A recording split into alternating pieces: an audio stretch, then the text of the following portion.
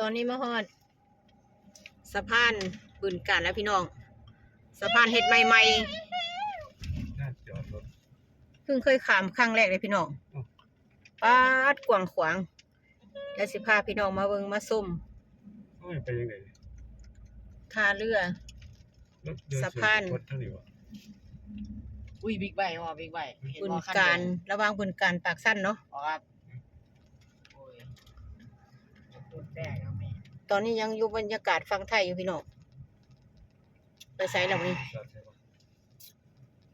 รถบ่หลายคือหนองคายเด้อพี่น้องจอดรถไสเชี่ยวเอกสารเรียบร้อยแล้ววันนี้ก็เตรียมคำขัวเลยพี่น้อง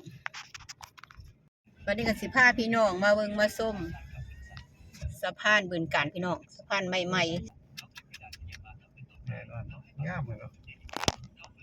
สุดยอดเลยมาเบิ่งมาส้มเลยพี่น้องเด้อเพิ่งเคยข้ามครั้งแรกสิข้ามขัวข้ามสะพานแล้วนี่คือสะพานบึงกาฬอันแห่งเท่าไหร่บอกสะพานบึงกาฬแห่งที่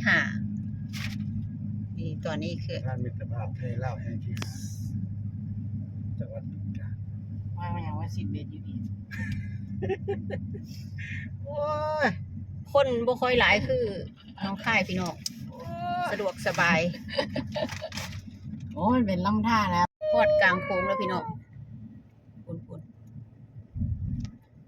ขี่ไปแป๊บนึงก็สิฮอดฝั่งลาวแล้วบ่ไกลจากบึงกาฬมาฮอดอันพี่จักหลักบ่เพิ่นว่าบ่ถูกจักหลักสะพานนี่บ่ขี่จากบึงกาฬเขาว่าจักหลักก็17บ่อันนี้คือ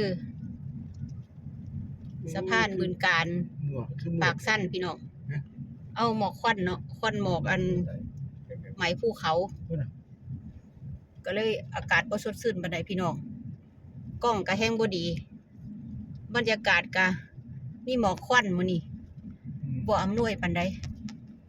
เมื่อวานไปเบิ่งหมอกแล้วมันทายแต่น้ำสีนี่ก็ตามสภาพกล้องก็บ่งามเนาะโอ้นี่มาฮอดแล้วพี่น้องมาฮอดปากสั้นตอนนี้ฮอดปากสั้นแขวงบริคำไส้แล้วพี่น้องตอนนี้คือเรื่องเล่าแขวงบริคำไส้